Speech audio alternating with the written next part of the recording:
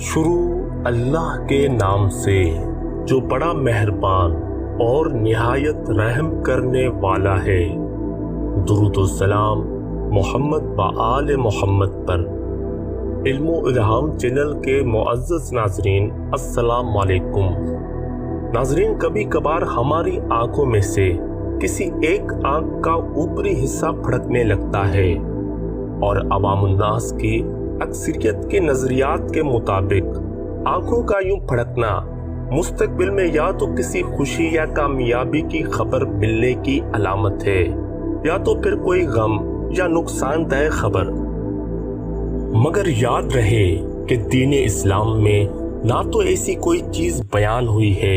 اور نہ ہی احادیث و روایات میں اس کا کوئی ذکر ہے۔ دوستو، آنکھوں کا پھڑکنا دراصل اکثر اوقات ہمارے جسم میں ہونے والی ایک چھوٹی سی تبدیلی سے ہوتا ہے۔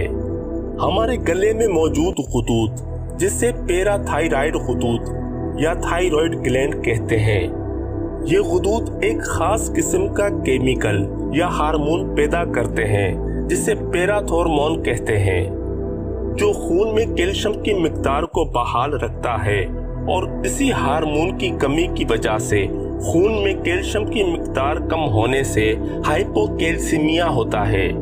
جس سے انسان کے نیورون سیلز ایکسائٹ ہو جاتے ہیں، اور اس حالت کو میڈیکل سائنس میں ٹیٹینی کہتے ہیں، جو اس بات کی واضح علامت ہے کہ خون میں کیلشیم کی کمی رونما ہو چکی ہے، جس کی اکثر علامات میں سے آنکھ کا پھڑکنا بھی ہوتا ہے۔